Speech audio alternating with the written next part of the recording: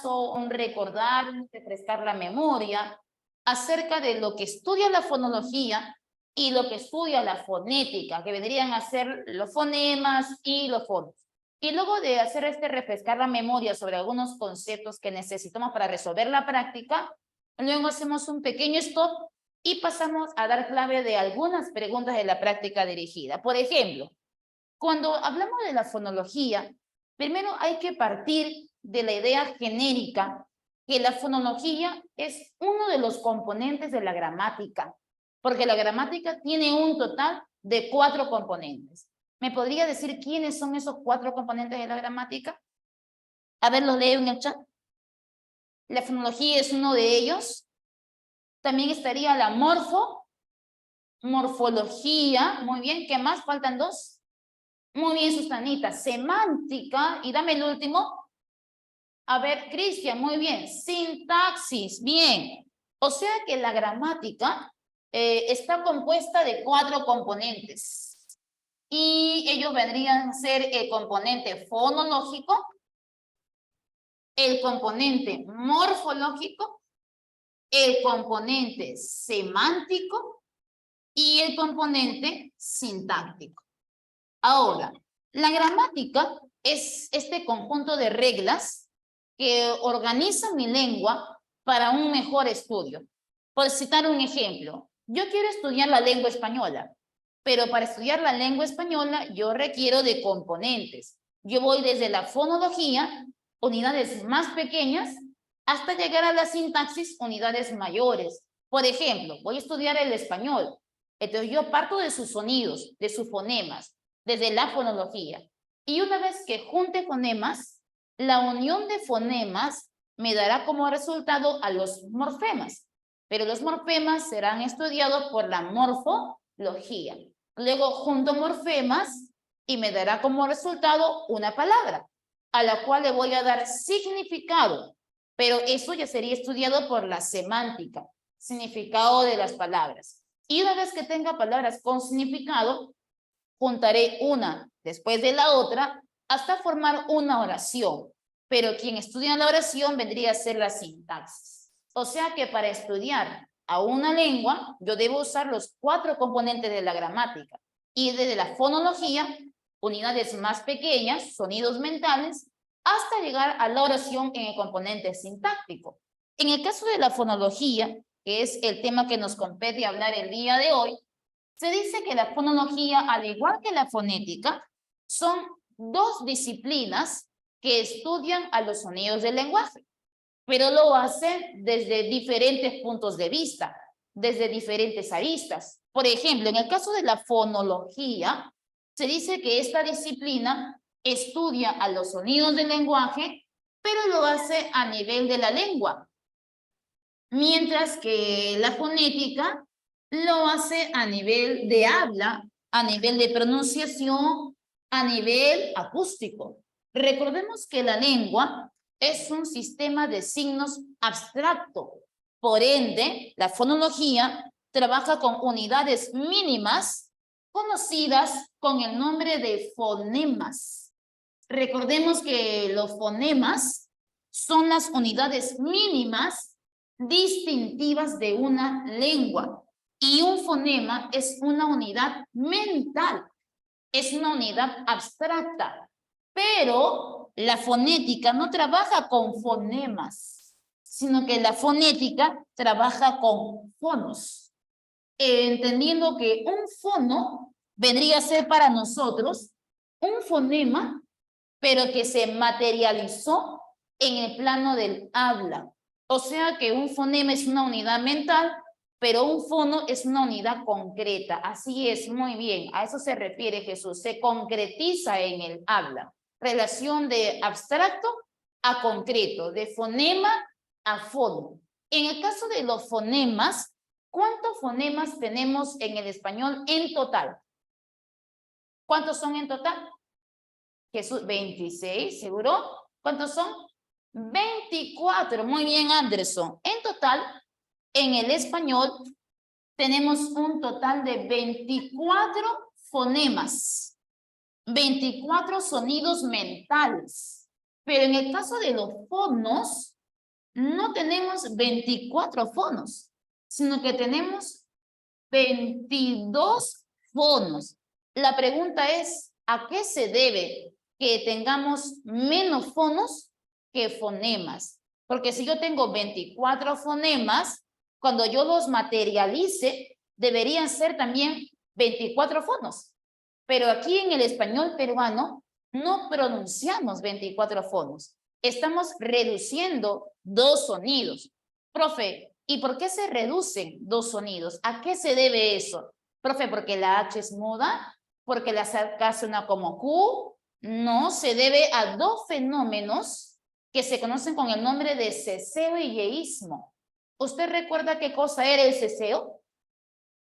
El no distinguir entre la pronunciación de la S, C y Z. ¿Qué cosa era el yeísmo? El no distinguir entre la Y y la doble L. O sea que aquí en el español peruano no distinguimos la S de la Z, porque la Z debería ser una interdental. Algo como esto, zapato, suela, corazón, pero nadie pronuncia la Z como la pronuncian en España. Cuando decimos zapato, la Z la pronunciamos como una S, no distinguimos. Y debido a esos fenómenos de, lo apuntamos por aquí, debido a esos fenómenos de ceseo y yeísmo, ¿ya? Debido a esos fenómenos, estamos pronunciando 2 fonemas menos. Por eso hay una relación de 24 a 22 en el español peruano. Por otro lado, pregunta de admisión. El ceseo y el yeísmo son fenómenos fonéticos de reciente data o desde tiempos atrás ya hablábamos con ceseo y yeísmo. ¿Qué diría usted? ¿Es un fenómeno de reciente data? ¿Sí o no? ¿Qué marcaría en su examen de admisión?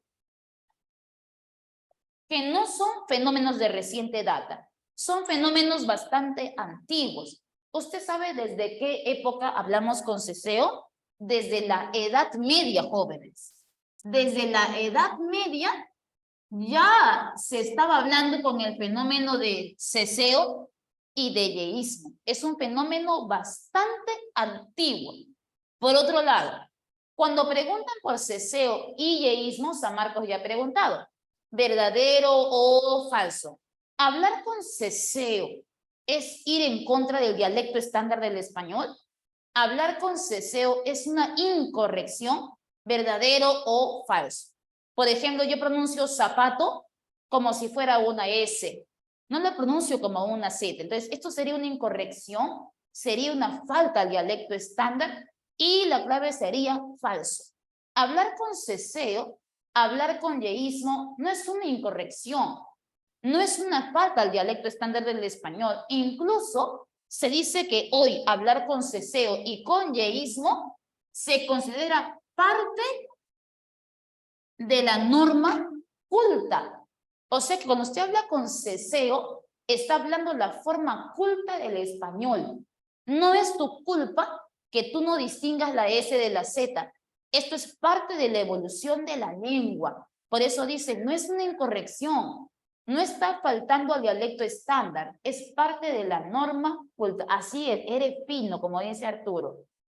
¿Ya? Pero fue un ejemplo de yeísmo. Por ejemplo, cuando yo pronuncio la palabra llama, en el caso de la palabra llama, que es una palabra que lleva doble L, ¿ok? Cuando la pronunciamos la doble L como si fuera una Y y le damos el mismo sonido que la palabra payaso.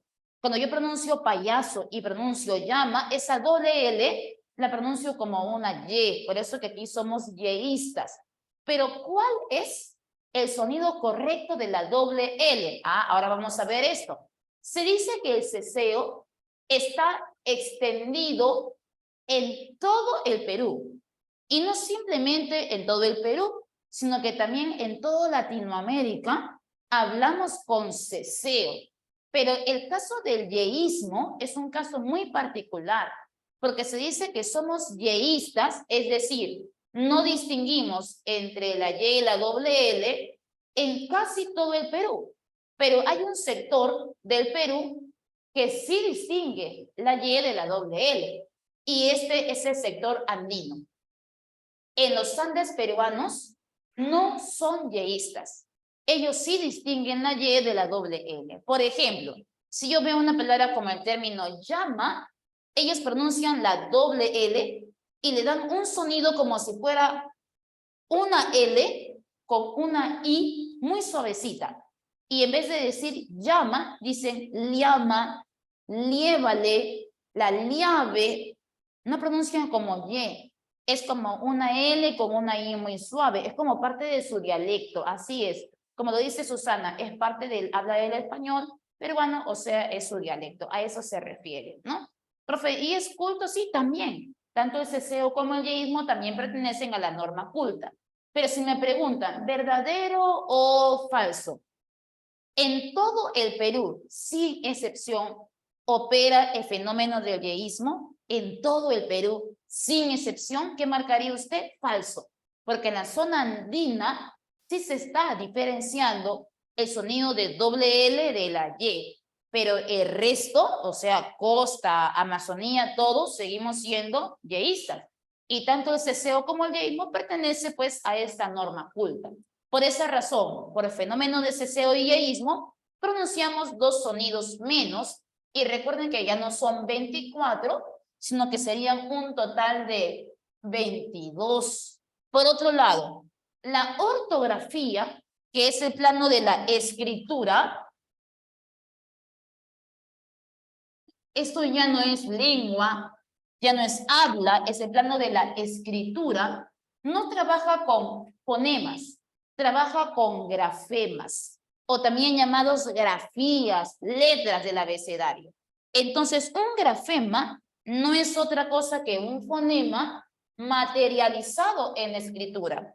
Y le daremos el nombre de grafema. Pregunta, ¿cuántos grafemas existen en el español? Anda pensando, a ver, ¿cuántos grafemas existen en el alfabeto del español? ¿Te escucho? ¿Te leo, mejor dicho? 27, muy bien. Tenemos un total de 27 grafemas en el español. 24 fonemas, 22 fonos, pero 27 grafemas. O sea que la cantidad de fonemas no es idéntica que la cantidad de grafemas. Por eso dicen que la relación fonema-letra en el español, lo voy a colocar por aquí, la relación fonema-letra en el español, fonema-grafema, se considera una relación que no es biunívoca.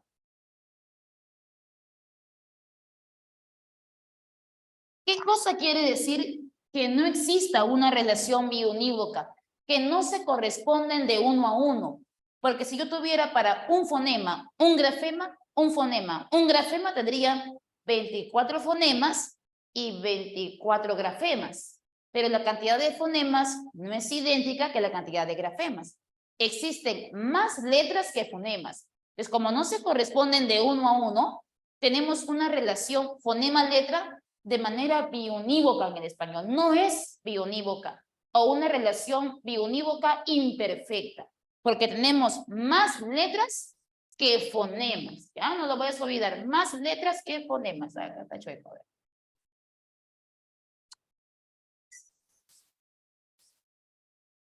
No existe una relación biunívoca entre fonemas y grafemas. Por otro lado, hablando de fonema, en el caso del fonema, vamos a apuntar algunas Miss, la características cámara. propias de un fonema.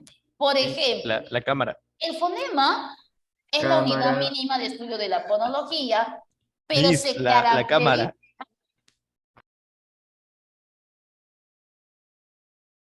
¿Listo? Ahora sí, chicos. Perfecto, muy bien. Nos habíamos quedado aquí, donde habíamos señalado características del fonema.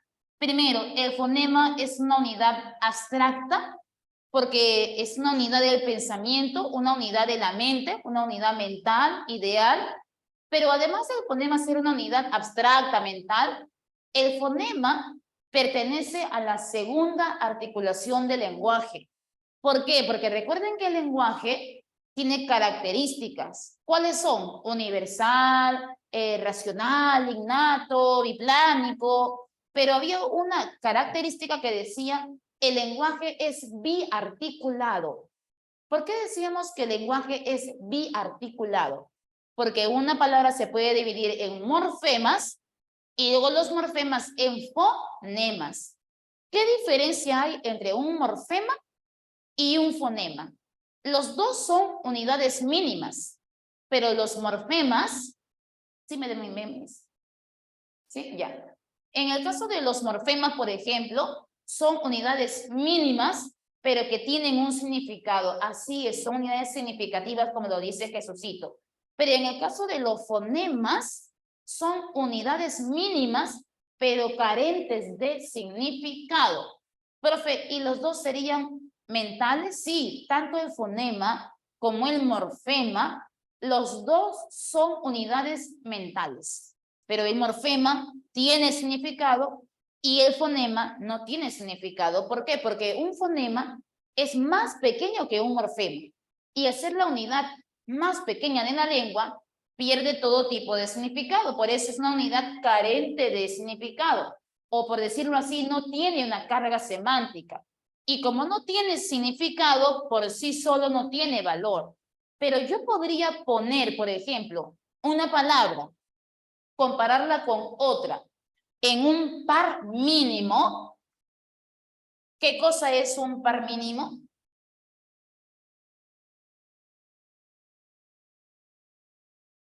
Un par mínimo se da cuando yo opongo dos palabras que se parecen mucho en escritura, pero que están cambiando un fonema por otro.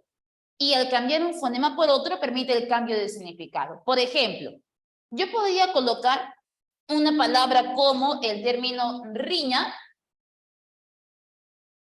¿ya? Y voy a comparar la palabra riña con el término piña.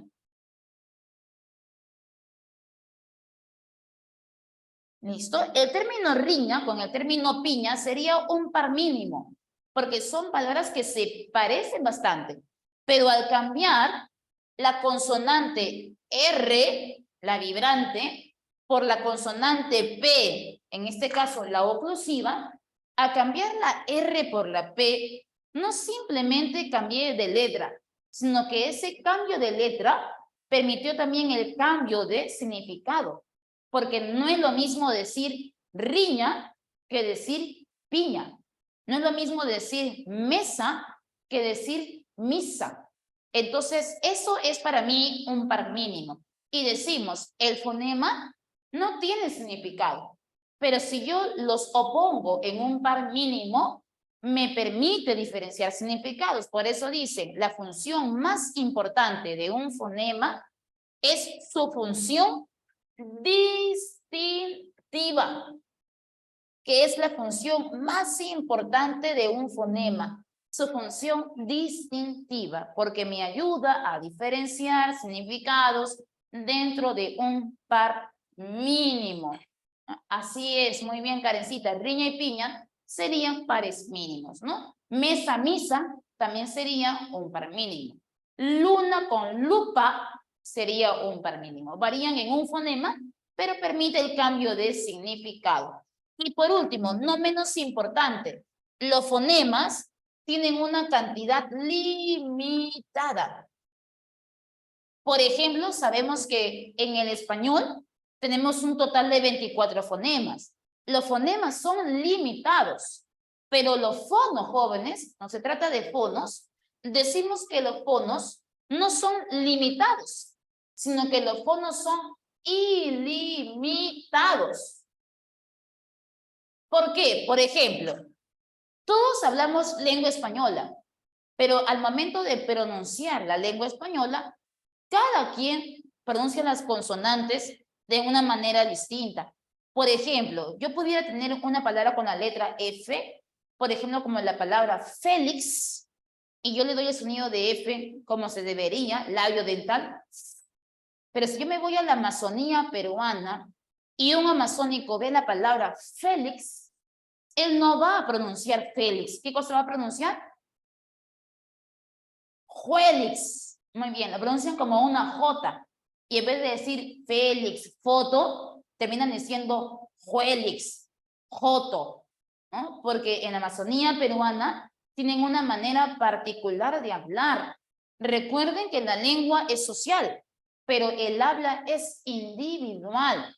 Y si el habla es individual, entonces la manera en como yo pronuncie mis consonantes del español va a variar según cada individuo.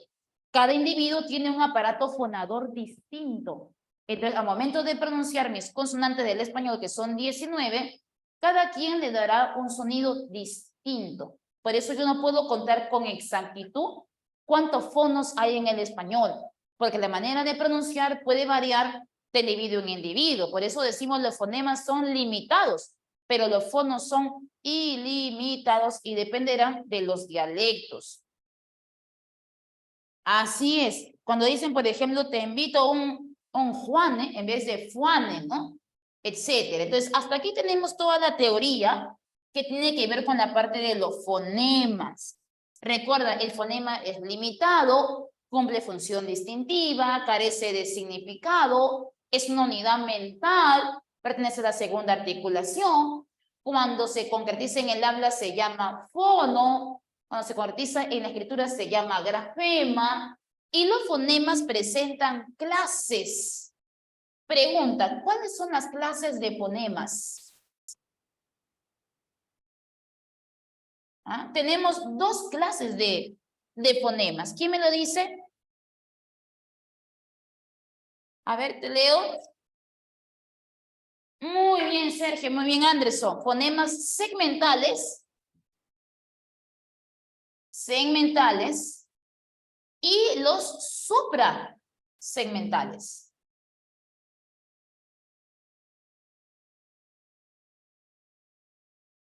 Suprasegmentales. ¿A quién se le llama fonema segmental? ¿A quién le llaman segmental? Te leo. Consonantes, muy bien, y vocales. Los fonemas segmentales son las consonantes y las vocales. En el caso del español, tenemos un total de 5 vocales y 19 consonantes. En total, 24. ¿Por qué se llaman fonemas segmentales? Porque yo uso vocales y consonantes para formar un segmento, o también conocido como palabra. Y si yo uso consonantes y vocales para formar palabras, o también llamados segmentos, por eso que se llaman fonemas segmentales. Por ejemplo, para formar la palabra gato, yo usé 2 consonantes, G y T, y 2 vocales, A y O, para formar el segmento o la palabra gato. Pero los fonemas suprasegmentales, donde supra significa encima de, sobre, o sea, se coloca sobre el segmento, se colocan sobre la palabra, para marcar ¿qué cosa? Para marcar la mayor fuerza de voz. Es por eso que el acento sería para nosotros un tipo de acento o fonema suprasegmental.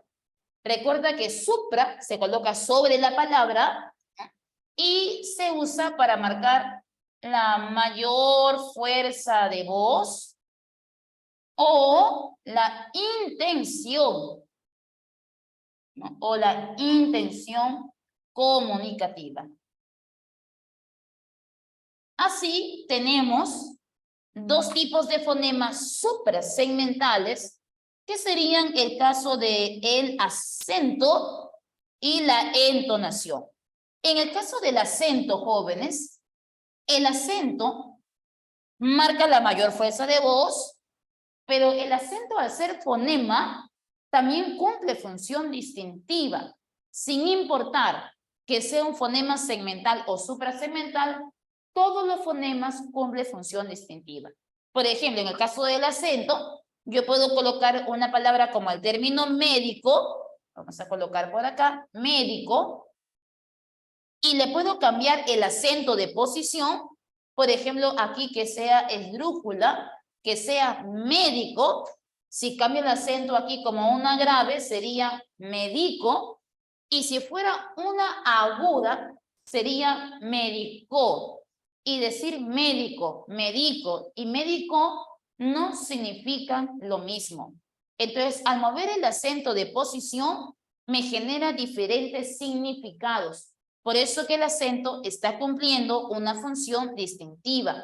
Y en el caso del tono, o también llamado entonación, a veces en el examen lo llaman inflexión tonal. Este puede ser ascendente, descendente o horizontal. Muy bien. Entonces tenemos tonos de tipo ascendente, descendente y de tipo horizontal.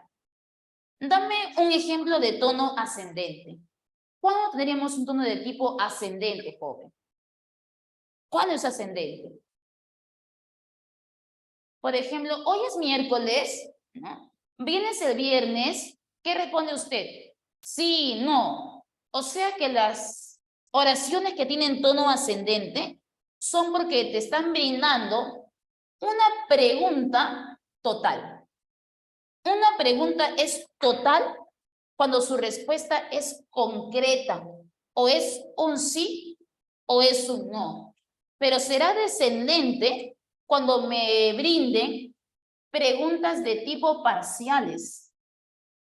¿Quién es una pregunta parcial? Cuando esa pregunta no responda a un sí o no, sino que sea toda una explicación. Por ejemplo, vienes el viernes, usted responde sí, no, ascendente. Pero si yo te pregunto, ¿por qué no viniste el viernes? Usted responde sí, no, no, usted responde no vine porque estaba enfermo. Entonces, como es toda una explicación, ahí tenemos el tono de tipo descendente. Pero joven, ojo, también será descendente en el resto de los casos.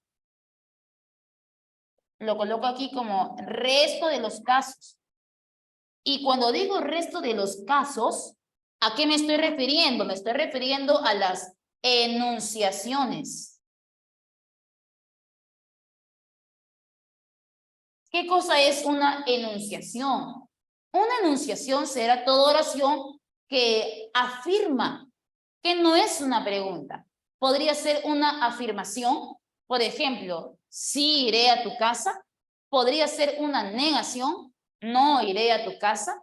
Podría ser una duda, por ejemplo, quizá vaya a tu casa. Podría ser un deseo, ojalá venga a mi casa. Y no importa si usted afirma, niega, duda o desea, no es una pregunta, es solo una información. Solo estamos enunciando. Y cuando hay enunciaciones, aquí también el tono será de tipo descendente. Profe, y un exclamativo, por ejemplo, ¿cuánta corrupción hay en mi país? El exclamativo también será descendente. Por eso digo, el resto de los casos también serán descendentes. Y horizontales se presentará cuando la oración sea una oración incompleta. Y como está incompleta, se va a completar con los puntos suspensivos. Pero hay tono horizontal cuando el emisor, al momento de construir su mensaje, él supone que sus receptores conocen el resto de la información, porque esa oración tiene que ser harto conocida. Puede ser, por ejemplo, un refrán, un dicho popular, un pensamiento filosófico, por ejemplo, como solo sé que puntos suspensivos, o a caballo regalado, puntos suspensivos. Sería un tono de tipo horizontal, porque el receptor conoce el resto de la oración que viene, ¿no? A ver, Cristian, la oración interrogativa parcial es la que requiere de una explicación y es descendente, ¿correcto? Así es, Cristian, es correcto. ¿Ya? Seguimos. Entonces, cuando hablamos de acento y de tono, estamos hablando de fonemas de tipo suprasegmentales. ¿Qué te puede preguntar San Marcos? Te puede preguntar lo siguiente. Vamos a colocarlo por aquí. Ejemplos de lo que podría venir en el examen de admisión. Voy a colocar una flechita indicando que aquí voy a colocar ejemplos de tono y de acento. Por ejemplo, me colocan dos oraciones. En la primera me dicen así: camino por la avenida. Y en la segunda oración va a decir el médico, ¿okay? El médico me prescribió paracetamol. Listo. Y quiero que te fijes en las dos palabras que voy a señalar. Una de ellas sería la palabra camino y la otra sería la palabra médico. ¿Ya? Supongamos que estás en pleno examen de admisión y te dicen, marca la alternativa en la cual el acento está cumpliendo una función distintiva. O como dice ahí, por ejemplo, Andresito, Jesús, contrastiva, lo mismo, diferencia significados. ¿Ya? Por ejemplo, cuando yo digo, camino por la avenida, usted tiene que hacer esto. Tiene que cambiar el acento de posición. Puede ser camino, pero también podría ser caminó. Si yo digo camino por la avenida, quien está caminando soy yo, la primera persona. Pero si yo digo caminó por la avenida, quien está caminando es él, la tercera persona. Y al mover el acento de posición, se han generado dos posibles significados. Uno puede ser camino yo y el otro puede ser caminó él. Y las dos posibilidades de significado que se han generado son válidas. Entonces, si aquí tiene dos posibles significados diferentes, aquí el acento está cumpliendo una función distintiva. Lo colocamos aquí. Acento distintivo.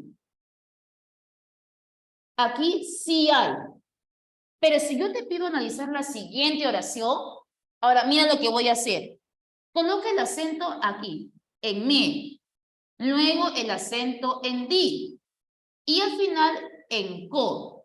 Cuando yo muevo el acento de posición, en la primera dice, el médico me prescribió paracetamol. ¿Tiene sentido? Sí. Pero si yo cambio el acento de posición y digo, el médico me prescribió paracetamol, ¿tendrá lógica decir el médico? Ahora vuélvelo agudo. El médico me prescribió paracetamol. ¿Tendrá sentido, lógica decir el médico me prescribió? Entonces, al mover el acento de posición dentro de la oración, la palabra ha perdido lógica. Entonces, en esta oración, el acento no está cumpliendo una función distintiva. Tiene que ser mover el acento de posición y generar posibilidades de significados diferentes, pero que sean válidos, que no pierdan lógica. Así es, todo va a depender del contexto, Alcedo. Esa es la clave. Te coloco una más. Ya no caigas, ¿ah? Redacto el documento. Vamos, lúcete, tú puedes. Redacto. Cámbiame de posición el acento, a ver. Primero como si fuera grave. Redacto. Y luego como si fuera aguda. Redactó. ¿Hay o no hay función distintiva en el acento? Ahí sí hay. Porque en la primera, cuando yo digo redacto el documento, quien está redactando soy yo. Pero cuando digo redactó el documento, quien está redactando es él. Y se han generado dos diferentes posibilidades de significado. ¿Te das cuenta? Pero si yo digo, por ejemplo, leyó el periódico. Aquí yo lo coloco agudo, pero si lo coloco grave puede ser leyó el periódico, podrá ser leyó. Entonces ahí en la palabra leyó no hay función distintiva del acento. Ojo, el acento es un fonema que cumple función distintiva, pero no en todas las palabras, todo va a depender del contexto. Y así como el acento es distintivo, el tono también lo será. El tono también puede ser distintivo. Por ejemplo, te preguntan, ¿en qué alternativa la entonación está cumpliendo función distintiva? Usted tiene que hacer esto. Por ejemplo, esta oración que tengo aquí, lo voy a usar la misma oración, tiene tono distintivo. ¿Por qué? Mira esto. Cuando yo digo redacto el documento, yo simplemente estoy afirmando. Y como estoy afirmando, entonces mi tono, ¿qué tipo de tono será, hijo? Tono de tipo descendente, porque estoy afirmando. Yo redacto el documento. Ahora te voy a pedir que hagas lo siguiente. Colócale signos de pregunta a esa misma oración. Hay que aumentarle los signos. ¿Ya? Y si yo le aumento los signos, ya no dice redacto el documento. Dice redactó el documento. Ya no es una afirmación, es una pregunta. Y cuando yo digo redactó el documento, ¿qué responde usted? Sí, no. Entonces el tono de lo que era descendente se está convirtiendo a un tono ascendente en el momento en que yo aumenté los signos de pregunta. Entonces, esta oración es una oración que tiene tono y acento a nivel distintivo, a la vez con signos ascendente, sin signos descendente. Eso también lo pudiera hacer con esta oración. Camino por la avenida, descendente. Súmale los signos. Camino por la avenida, ascendente. Cuando transforma de descendente a ascendente, aparece el tono a nivel distintivo. ¿Ok? Cuidado con eso. Vi ahí que varios cayeron, pero no te preocupes, estamos para practicar. Aquí te puedes equivocar y no en el examen de admisión. Es más, te tiene que doler, porque lo que te duele es que no te vuelves a equivocar para el examen. ¿Ya? Entonces recuerda, el acento y el tono pueden cumplir esa función distintiva. Cuando tiene signos o cuando no tiene, cambiando de ascendente a descendente. Por otro lado, cuando hablamos de fonología, también hablamos de transcripción fonológica.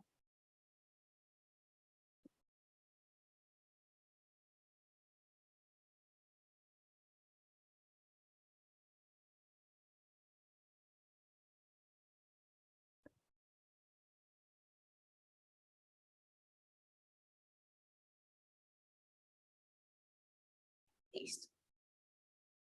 Pero no voy a colocar todos los fonemas. A ver, Cristian, ¿cuál es tu pregunta? Un ejemplo en donde no aparezca el tono a nivel distintivo cuando le agregas... Ah, muy buena pregunta. Por ejemplo, a ver, vamos a ver, Cristian.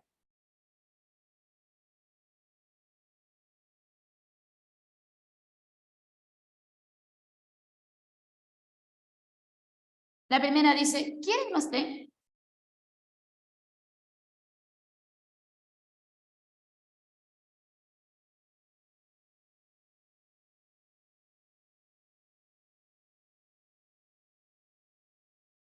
En la primera dice, ¿quieres más té? Y en la segunda oración dice, ¿por qué no llegaste? En la primera dice, ¿quieres más té? Es una pregunta. Usted responde, sí, no. Entonces ahí sería ascendente. Ahora le voy a quitar los signos. Y yo digo, tú quieres más té. Y lo estoy afirmando. Ya no te pregunto, te afirmo. Tú quieres más té. ¿no? Entonces, ahí se vuelve de ascendente a descendente. Pero en la siguiente, que no hay función distintiva, cuando yo digo, ¿por qué no llegaste? Usted no responde, sí, no. Usted me da una explicación. No llegué porque me quedé dormido. Es una pregunta parcial. ¿Por qué no llegaste? Pero si yo le quito los signos de pregunta, esa oración no tiene sentido. Por ejemplo, ¿por qué no llegaste? Esa oración no tiene sentido.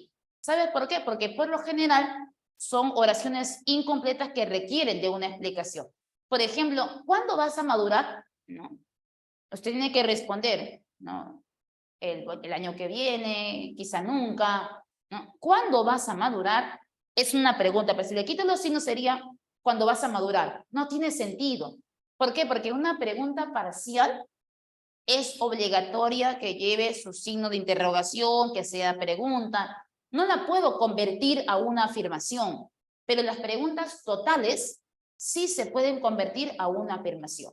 Entonces, cuando te digan, ¿dónde? ¿Qué alternativa tiene el tono a nivel distintivo clave? Tienes que buscar una afirmación que se convierta a pregunta total o, en su defecto, una pregunta total que a quitarle los signos se convierta en una afirmación.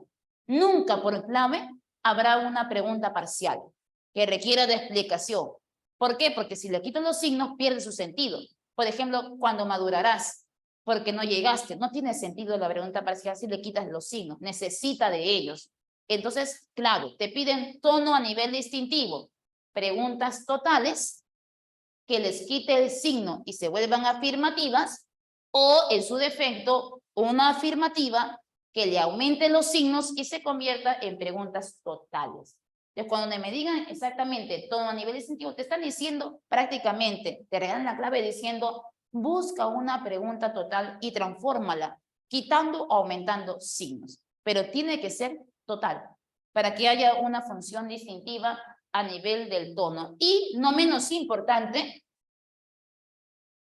el tono trabaja a nivel de oración, pero el acento trabaja a nivel de palabra.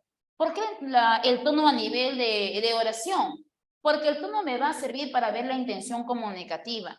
No es lo mismo decir caminó por la avenida que decir caminó por la avenida. Cambiamos la intención comunicativa por la entonación.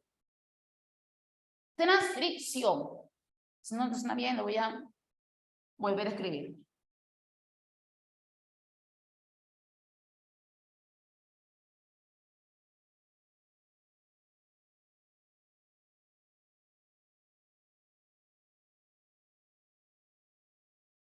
Ahora sí, transcripción.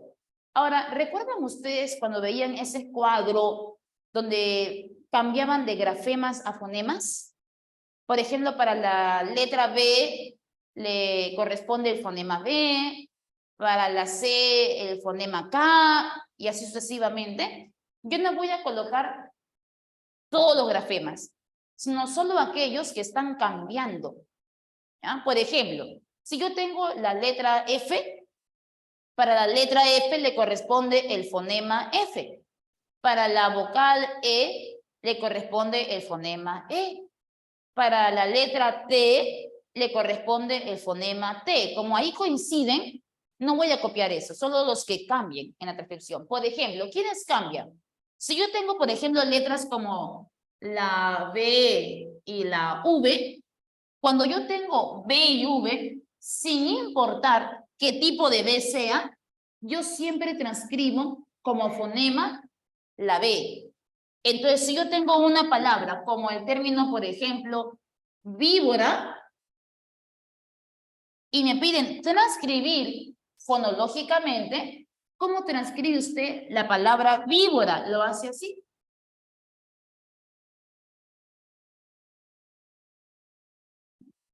Y en vez de colocar V, no colocas V, sino colocas la B, que sería su fonema. En el caso de la consonante, por ejemplo, che, en vez de la che, vas a colocar una C con una virgulilla. Así, por ejemplo, si me piden transcribir la palabra chompa, yo lo haría de esta manera. C, virgulilla, O, M, P, A. Y cerramos la barra de la transcripción. Para el caso, por ejemplo, de la consonante C, la Q y la K, les corresponde el fonema K. Cualquiera de estas letras suena acá.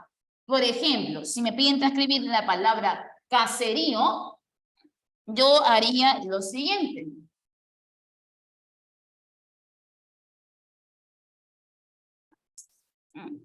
Y en vez de la C, coloco el símbolo de K. C, Q y K sonarán acá.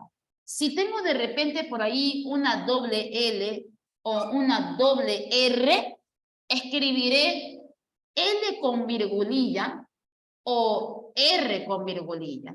Por ejemplo, si me piden transcribir la palabra llave, yo haría esto. L, virgulilla, A, V no, B, ahí está, llave. Y para el caso de la palabra, por ejemplo, perro, haría esto. P, R, virgulilla, O. Si tenemos la letra, por ejemplo, Z, no escribimos Z, sino el símbolo de teta. Por ejemplo, el término suela quedaría así.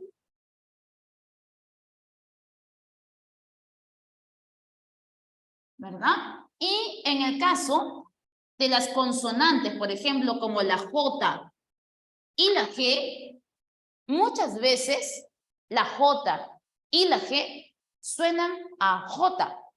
Por ejemplo, en jarra hay sonido de J, pero en G latina, esa G suena a J. Y todo lo que suene a J, le colocas el fonema X. Por ejemplo, la palabra jarra se transcribiría de esta manera. Ja, virgulilla en la R, a jarra. Y para G latina, igual, no escribo la G, escribo la X. X, E, L, A, para la palabra gelatina. Y por último, para el caso de las letras G y G dígrafo, colocarás el fonema G. Por ejemplo, para el caso de la palabra guerra, lo escribiré de esta manera. G, guerra. No escribo la U.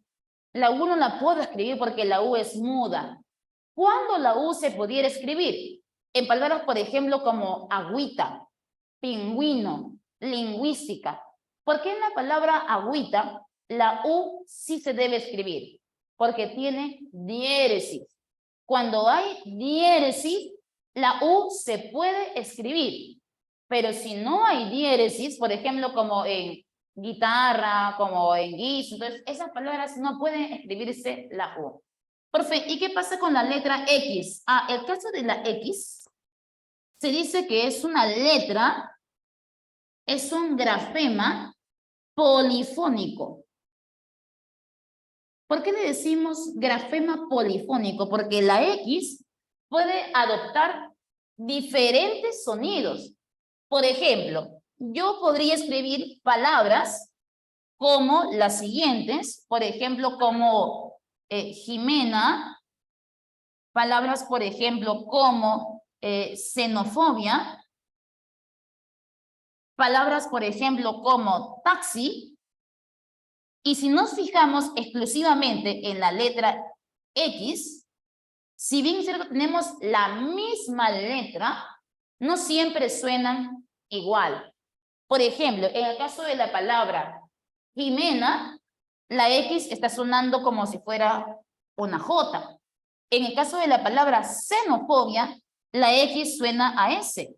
Si suena a S, escribes como una S. En el caso de taxi, la X tiene el sonido de una KS, ¿no? Para la palabra, por ejemplo, Shana, que se escribe con X, suena a Che. A ver, Vittorio. ¿Cuál era tu pregunta? Se me pasó, Vittorio.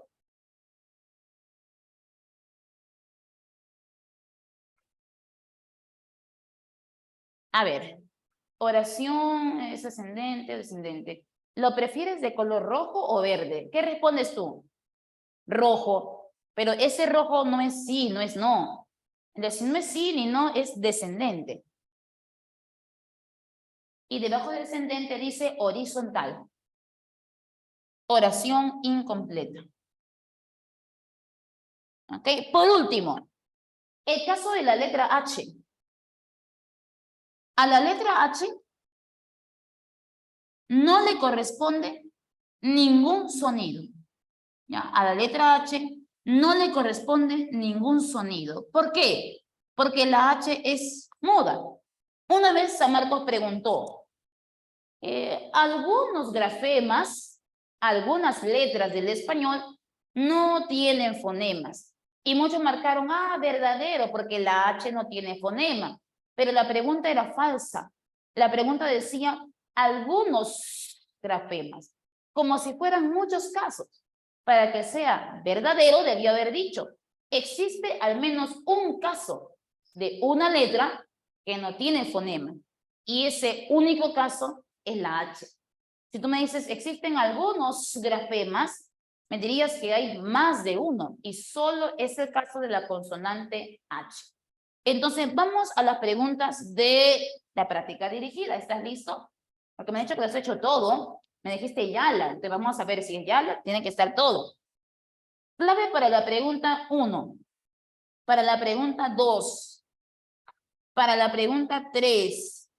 Para la pregunta 5. Nos salteamos esa. Clave para la pregunta 6. Clave para la pregunta 9. Clave para la pregunta 11.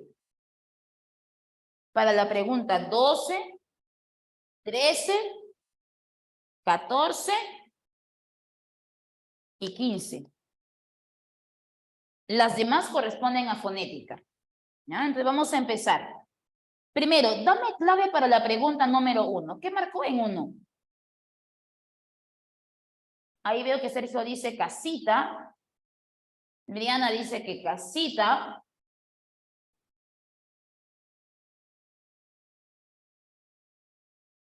Algunos han marcado avión. Joven, ¿alguno de ustedes ha marcado barquito?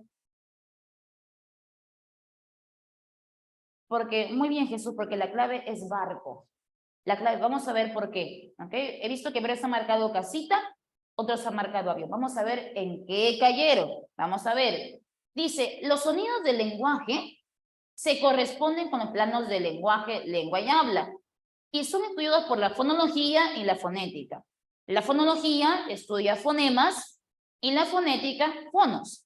Te piden indicar un enunciado incorrecto. Incorrecto.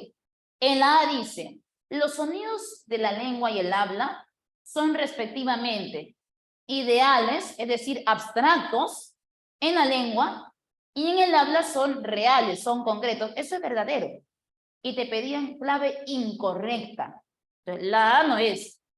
En la B dice, los grafemas son la forma concreta de los fonemas como de los fonos, ¿no? Los grafemas se concretizan tanto en fonemas como en fonos. Falso. ¿Por qué? Porque en el caso de los fonos, son los fonos la forma concreta de un fonema. Pero el grafema no es la forma concreta de un fono. Es la forma concreta de un fonema en la escritura. Entonces, por eso que la B es la incorrecta. En la C dice, el fono revela rasgos articulatorios del fonema. Claro, porque el fono vendría a ser la forma concreta, pronunciada. Por eso dicen, el fono tiene rasgos articulatorios, pronunciación, verdadero. Los fonemas son limitados y los fonos no se pueden cuantificar, verdadero. Lo coloqué aquí. Los fonemas son limitados, los fonos son ilimitados. Y en la última dice, el alófono es la variación de un fonema cuando se concretiza, y eso es verdadero. Profe, ¿qué cosa es un alófono? Un alófono es la variante de un fonema. Alo significa variación, fono, sonido. Alófono, variante de un sonido. Por ejemplo, yo te voy a pedir pronunciar estas dos palabras para que veas qué cosa es un alófono. En la primera vamos a apuntar la palabra mano. Y en la siguiente, el término mango.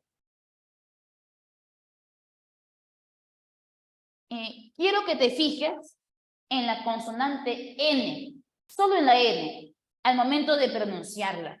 Sabemos que la N es una consonante alveolar.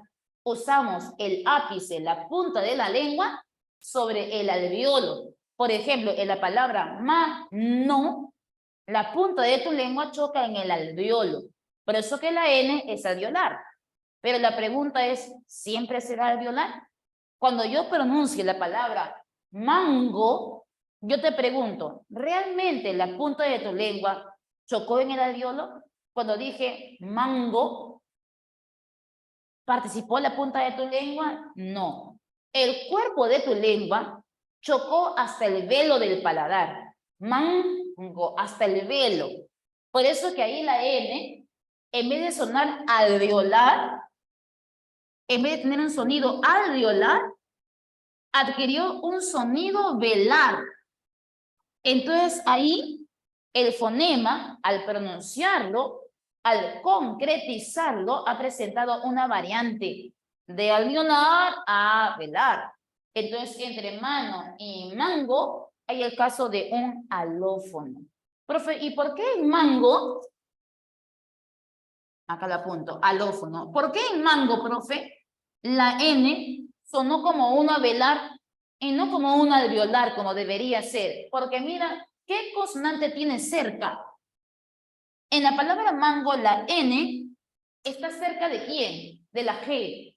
Pero como la G es una consonante vela, la N se contagió de esa velaridad. ¿No? Se contagia. Es como cuando uno dice, por ejemplo, comba, ¿no? La M, por ejemplo, ¿no? Cuando va acompañada de una P o una B, se contagia de esa bilabilidad, ¿no? Por ejemplo, una más, invencible, ¿no? Invencible, ¿no? Y en el caso de la palabra invencible, la palabra invencible lleva N. Ya, pero la N, al ser colocada al costado de la B, como la B es bilabial, se contagia de esa bilabial. Y en vez de decir in, N, decimos in. Y su sonido cambia de alveolar a una bilabial. ¿Por qué? Porque se contagia del punto de articulación de la consonante que tiene más cercana. Y a ese cambio de sonido en el fonema se le llama alófono. Por eso que la letra E era verdadera. Así es, muy bien. Por ejemplo, la palabra nación, la primera es alveolar, pero la N ya no lo es, ¿no? Auxilio, sí, Alexis, así quedaría auxilio con la letra S. Entonces, pregunta 1, clave barco. 2, a ver, reivindícate en 2. Dice, la fonología y la fonética se relacionan básicamente porque, y te pedían algo verdadero. ¿Qué marcas en la 2? La clave tenía que ser, a ver, algunos han marcado avión y otros han marcado enano. Y mira, van a ingresar todos los jóvenes que han marcado enano, porque la clave es enano. Dice, en el habla, el fono es la materialización del fonema. Claro, el habla, el fono vendría a ser la forma concreta y material del fonema. Profe, ¿y la A?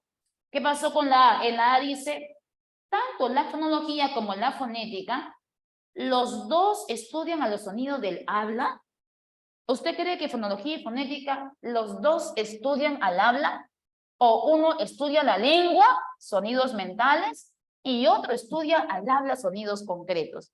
Dicen que en las dos disciplinas estudian sonidos del habla, entonces eso era falso. Uno con la lengua, otro con el habla. La clave era el an. Vamos, chicos, me dijeron ya la. Vamos, 2 preguntas, 2 errores. Vamos con la 3, a ver. El sistema fonológico del español incluye consonantes y vocales. Respecto de las características distintivas de estas, complete el enunciado. Vocales y consonantes se diferencian porque las primeras, es decir, las vocales, ¿qué marcaste? Ahora sí, casita, muy bien, casita, bien. Las vocales pueden pronunciarse sin apoyo de las consonantes. No requieren una consonante para ser pronunciadas o adquirir un sonido. Bien, ya. Primer acierto. Pregunta 5. Te piden verdad o falsedad. ¿Qué marcaste en 5?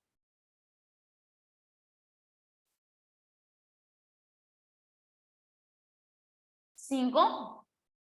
A ver, Sergio, Jesús, Barco. ¿Los demás? A ver, Deider, Barquito, Briana, Barquito. Sí, me estoy salteando. Luego de las 6 nos toca todavía 9. Estoy dejando las de fonética para después, ¿ya? ¿Qué marcaste en 5? Barco. Todos coinciden que es barco porque la clave es barco. Bien, segundo acierto. Decía, la fonología estudia la función distintiva del fonema, verdadero. A la fonología también le compete explicar la articulación de sonidos. Fonología con articulación, fonología con habla, falso. Los fonemas suprasegmentales, acento, tono, no los estudia la fonología, sino la fonética, falso. Explicar la función del fonema, acento y tono es parte de la fonología, verdadero. La clave era entonces Barquito. Pregunta 6. Determinen la idea incorrecta o la idea falsa sobre la unidad fonológica. No. Dice, todas las lenguas presentan un inventario limitado de fonemas, aunque éstas difieran para cada código. O sea, cada lengua tendrá su respectiva cantidad de sonidos. Tenemos 24 fonemas en el español, pero cada lengua tendrá su respectiva cantidad de fonemas. Por ejemplo, en el español tenemos 5 fonemas vocálicos, pero en el quechua hay 3, ¿no? Por ejemplo, el quechua presenta 3 vocales, el español 5, el francés 6. Esta diferencia se debe a las particularidades de cada lengua y de cada fonema. Determine la idea incorrecta sobre el fonema. Incorrecta. ¿Qué marcó en 6? Te veo 6. Sergio, Susanita dicen que es Marco. A ver, Viriana, Barquito, Claudia, Barquito, Breno está dando, Alceo, Barquito. Mira, la clave era barra. Tercer acierto. Muy bien. Dice, los fonemas son unidades significativas, es decir, presentan carga semántica. Y lo colocamos aquí. Los fonemas carecen de significado. No tienen carga semántica, pero sí me ayudan a diferenciar significados en un par mínimo y a eso se llama función distintiva del fonema. Entonces la clave tenía que ser Barquito. Pregunta 9. Identifique aquella alternativa en la cual se ejemplifica el concepto de par mínimo de fonemas. Y la clave en 9 era, algunos dicen barquito, otros dicen dado. Y mira, la clave en 9 era barco. Por ejemplo, entre la palabra quinta y pinta, que está cambiando de la K a la P. Profe, ¿y por qué no puede ser la D, donde dice, por ejemplo, luna y puma? ¿Por qué no puedo colocar eso como función distintiva entre luna y puma? Te lo explico. Si yo coloco luna y lo comparo con puma, primero, estás cambiando de una L a una P. Ahí habría una función distintiva de fonema en pares mínimos, pero debe cambiar. de un fonema a otro. Uno en una palabra y otro en otra palabra. No pueden cambiar dos. En el caso de la palabra luna, ha cambiado de L a P, pero también hay un cambio de la N a la M. Esto ya no es un par mínimo,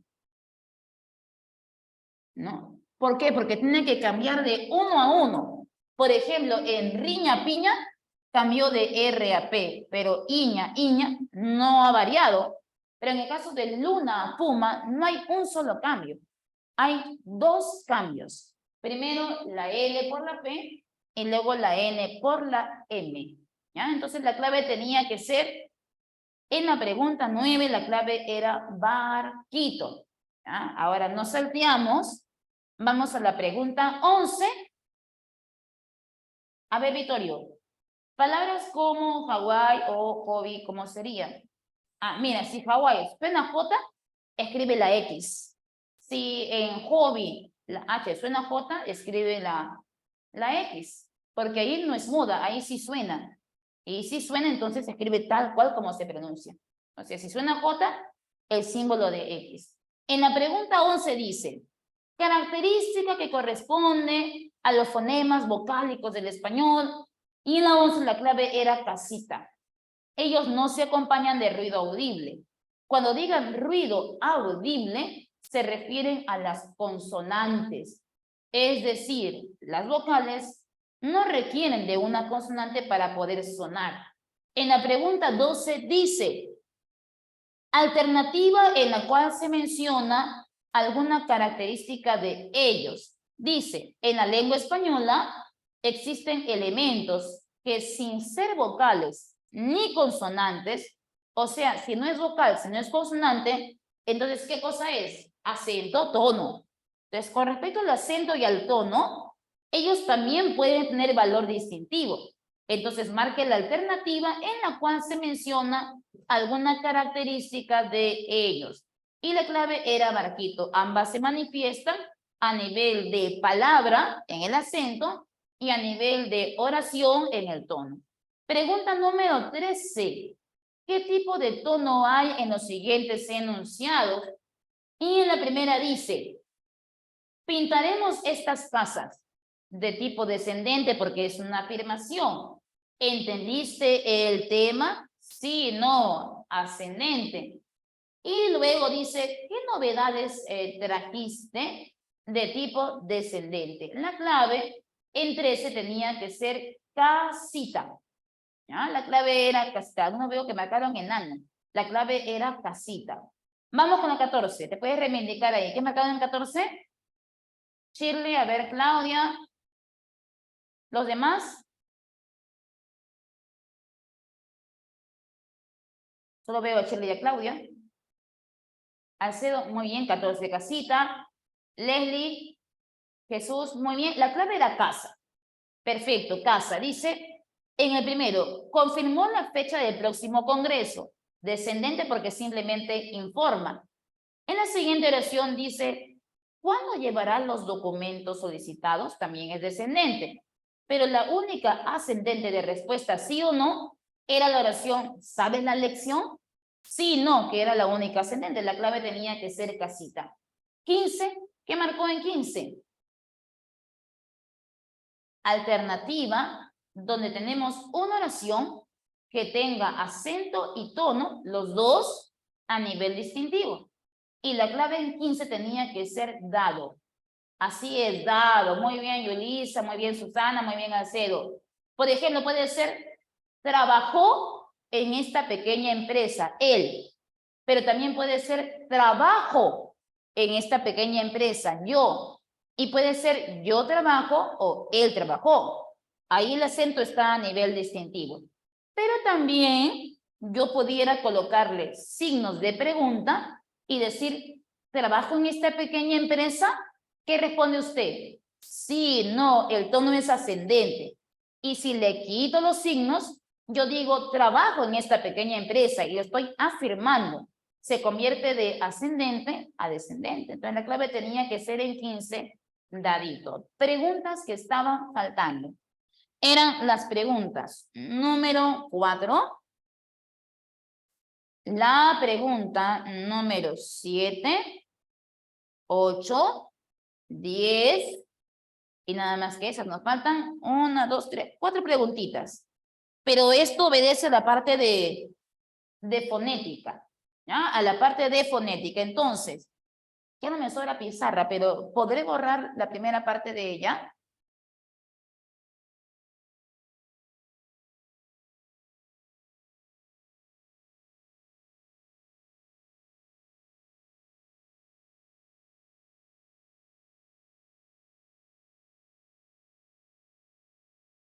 Listo. Pregunta, jóvenes. ¿Qué prefieren que borre? ¿La parte de la transcripción o la parte teórica?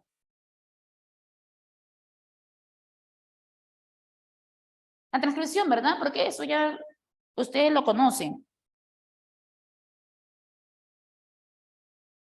Todo ya. Te voy a borrar la parte de la transcripción para que podamos colocar aquí algo sobre fonética.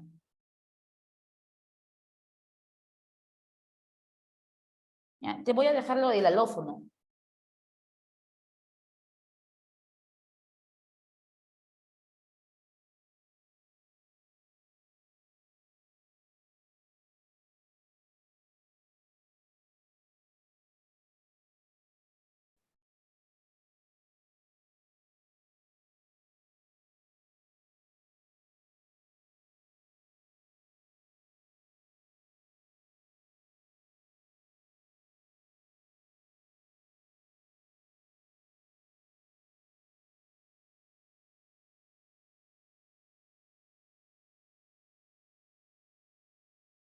Listos. Esto ya para terminar ya la clase, para cerrar esta parte y marcar las 4 preguntas que están faltando. Entonces, todo lo que hemos hablado hasta ahorita tiene que ver con la fonología. Simplemente fonología. En el caso de la fonética, habíamos ya mencionado por aquí que ella trabaja con los fonos, es decir, sonidos del habla, y la fonética tiene que ver mucho con la pronunciación. ¿No? Con la pronunciación, con los sonidos del habla, es decir, con los fonos. Entonces, la fonética trabaja 2 cosas principalmente. Primero, trabaja con modos de articulación y con puntos de articulación. ¿Ya? En el caso de los modos, sabemos que estos pueden ser oclusivos, fricativos, africado, laterales, vibrantes, nasales. En el caso de los oclusivos, ¿por qué le llamamos oclusivos a esos fonemas? Viene de la palabra joven oclusión, donde oclusión significa cierre, impedimento, de ahí el nombre de oclusivo. Cuando yo pronuncio entonces fonemas de tipo oclusivos, yo encuentro fonemas que tienen un cierre total. Pero cuando tengo fricativos, hay un cierre parcial. Por ejemplo, los oclusivos serían para nosotros el caso de la mnemotecnia bodega pituca. Eso lo recuerdo, ¿sí o no? Bodega pituca sería en el caso de los oclusivos, donde B, D, G serían oclusivos y P, T, K también. Bodega pituca. Entonces, en el caso de un oclusivo, por ejemplo, la consonante B, tomaré uno de ellos, por ejemplo, la consonante B, al pronunciar este fonema B, mira lo que pasa con la salida del aire. El aire encuentra un impedimento al momento de salir. No son como las vocales, que el aire fluye libremente. Las consonantes oclusivas tienen un cierre total, impedimento total. De ahí que se llaman oclusivos. Pero cuando hay fricativos, el aire podrá salir, pero no libremente del todo, sino que va a haber un cierre parcial y vamos a friccionar con un órgano.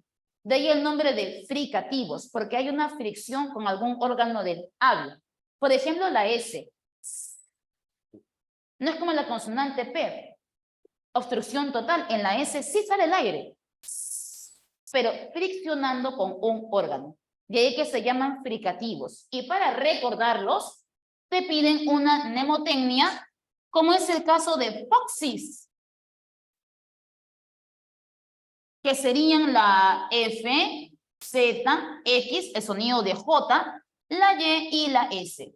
Los africados es uno nada más en el español, que sería la consonante che. ¿Por qué se llama africado? Se llama africado porque combina oclusivo con fricativo. Por ejemplo, la che en un primer momento ocluye, pero luego fricciona, oclusivo y fricativo a la vez. Por eso que se llama africado. Y es un sonido en el español, la che. ¿A quién se le llaman laterales? Por ejemplo, a la consonante L y la doble L. ¿Por qué le llamo laterales? Porque al pronunciarse, el aire no escapa directamente, sino que escapa por los lados de la boca. Y ahí que se llaman laterales. Los vibrantes pueden ser dos, o la R o la doble R. Si es una, vibrante simple. Si son dos, vibrantes múltiples. Por ejemplo, en la palabra pera, tengo una vibrante simple, pero en perra hay una vibrante múltiple. Al igual que en rosa, también hay vibrante múltiple. Y las nasales, que las se encuentra en la mnemotecnia mañana. Las nasales serían M, ñ y N. ¿Por qué se llaman nasales? Porque al pronunciarse, el aire escapa por las fosas nasales. Solo basta colocar un dedo debajo de tus fosas nasales y pronunciar la palabra, por ejemplo, mano, y sentirás como hay una corriente de aire salir por las fosas nasales, porque M, N, ñ son consonantes nasales. Otra cosita, lo de la mnemotecnia de Bodega Pituca se ha creado por una razón. ¿Por qué? Porque en bodega, B, D, G son oclusivos pero sonoros, pero P, T, K son oclusivos sordos. Profe, ¿y por qué los llama sonoros, sordos? Todo tiene que ver con la actividad de las cuerdas vocales. Si mis cuerdas vocales vibran, el fonema es sonoro. Si las cuerdas vocales no vibran, los fonemas son sordos. Por ejemplo, solo basta colocar dos dedos a la altura de tu tráquea y pronunciar la consonante S, y miren lo que pasa. Las cuerdas vocales no vibran. ¿Por qué? Porque la S es un fonema sordo. Pero ahora, haz lo mismo y pronuncia la consonante R. Y verá qué pasa con sus cuerdas vocales. Igual con la consonante M. Porque toda nasal siempre será sonora. Toda vibrante siempre será sonora. Y en el caso de la palabra Foxys, se creó por una razón. Lo vas a colocar intercalado. F, sorda. Z, sonora. X, sorda. Y, sonora. Y la S, sorda. ¿Ya? Entonces, de todos el Foxys, que es el fricativo, F, X y S son sordas. Pero la Z y la Y, fricativas sonoras. A ver, Karencita, ¿podría explicar fricativo otra vez lo de la X? Me confundo mucho con G y J. Sí, en el fricativo estamos colocando la X aquí, pero la X es el símbolo de la J y de la G. Por ejemplo, jarra, gelatina, entraría en ese caso. He colocado el símbolo de X, pero en realidad puede ser la J o la G. Todo lo que tenga sonido a J. ¿Te acordabas con su jefe choca zapatos? Bien, también puedes sacar por ahí en el jefe choca zapatos para recordar a los fonemas de tipo fricativos. Pero si yo hago lo de su jefe choca zapatos, la K no es fricativa. La K es oclusiva, ahí te puedes confundir, ¿no? Por eso aplicamos lo de Fox, donde todos, ahí sí, todos son fricativos. Y en el caso de los puntos pueden ser bilabial, labio dental, dental, interdental, alveolar, palatal y velar. ¿Quiénes serían consonantes bilabiales? La B, la M, la consonante P. ¿Quiénes serían labiodentales? La consonante F. Labios y dientes. Dentales, la consonante T y D. Chocan el diente superior. Interdental, la consonante Z, pero pronunciada como los españoles, entre los dientes. Por ejemplo, zapato, suela, entre los dientes. Alveolares, la consonante S, R, L, N, chocan el alveolo. Palatales, la Ch, la ñ, la más palatal de todas, la consonante Y, ¿no? La doble L. Y velares, la consonante K, la G y el sonido de J, según el punto de articulación. Y para cerrar, porque todo tiene que llegar a su fin, hijo, triángulo de vocales.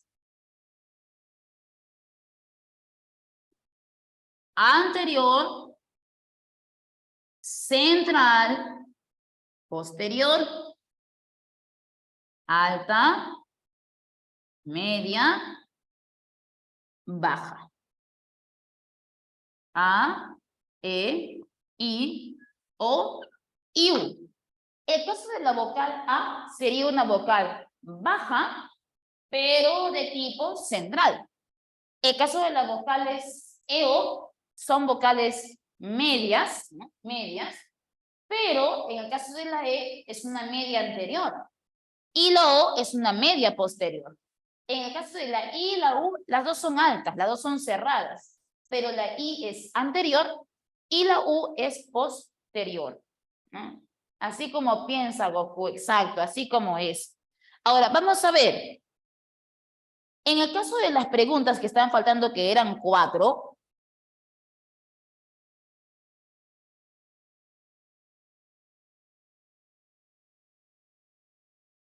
¿ya? 4, por ejemplo, teníamos la pregunta número 4.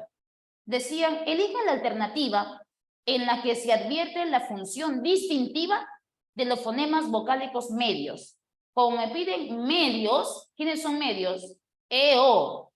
EO. Entonces la clave tenía que ser enano, de vela a bola. En el caso de la pregunta número 7, te estaban pidiendo función distintiva a nivel de vocales altas.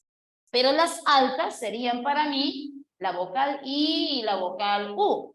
Entonces, de I a U, la clave tenía que ser barco de Dina a Duna. En la pregunta 8, te pedían leer cuidadosamente y luego identificar una alternativa cuyas palabras, todas, no contengan por lo menos una vocal anterior. La clave en 8 era casita. ¿Por qué? Porque, disculpa, la letra B, ¿ya? La B en número 8. ¿Por qué han colocado barquito en la número 8? Porque, por ejemplo, en la letra C, en la letra A, en la D, en la E, todas sus palabras, todas, tienen al menos una I, una E, una I, una E, todas. Pero en la B hay palabras que no tienen I ni E. Por ejemplo, Juan. Juan no tiene ni I ni E. En la palabra encontró sí hay, pero en la palabra, por ejemplo, unos, no hay ni I ni E. En la palabra, por ejemplo, pasado, no hay ni I ni E. En resolvió sí hay. pero dicen al menos algunas palabras, no todas, pero algunas que no tengan ni I ni E. Pero en la A, por ejemplo, sí hay todas. Mira, en siente está IE. En temor está la E. En de la E. En salir la I. En sin la I. En compañía la I. En la E. En esa la E. En noche la E. En solitaria la I. Todas tenían IE en todas sus palabras. Pero en la B, la palabra Juan, el término unos, la palabra pasado, el término nunca, ellos no tienen ni I ni E. Entonces no son todos. Por eso que la clave era barquito. ¿Por qué no puede ser la C? Por ejemplo, en el caso de porque, ahí está la E.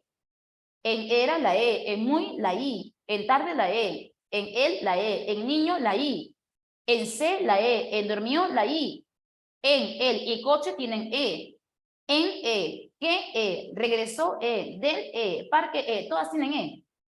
Entonces no puede ser la C. Al menos una palabrita no tiene que tener ni I ni E, al menos una. Y en la C tenían todas, por eso que la clave era barco. En y este decían oración que no presente bilabiales, que no tenga ni una. Y la clave era barco.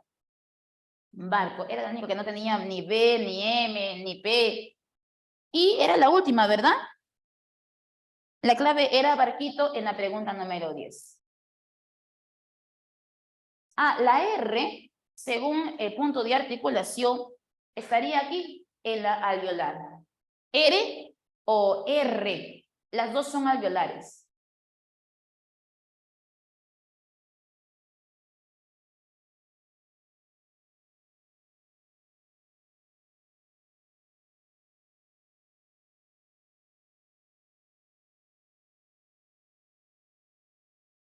¿Listo, chicos? Entonces, hemos terminado por el día de hoy.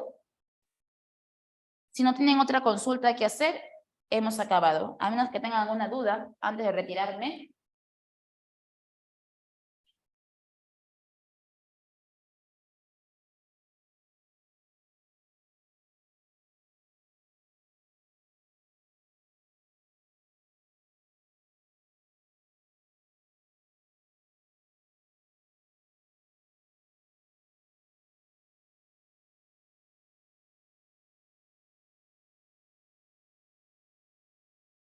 Todo claro. Muy bien, me parece muy bien.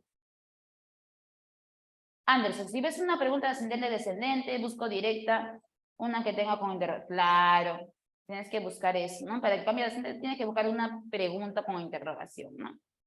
Muy bien, Cristian, me parece muy bien.